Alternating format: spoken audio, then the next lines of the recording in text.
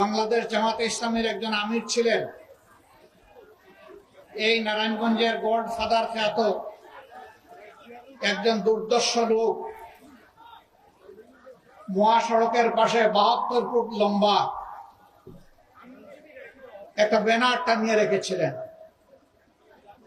উনি সেই ব্যানারে লিখেছিলেন, অমুকের প্রবেশ নারায়ণগঞ্জে নিষিদ্ধ। আরেক ধাপ এগিয়ে তিনি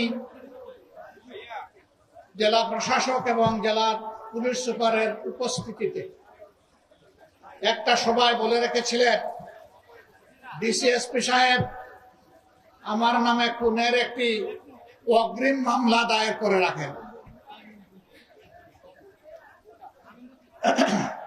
আমি অধ্যাপক গোলাম আজমকে খুন করতে চাই।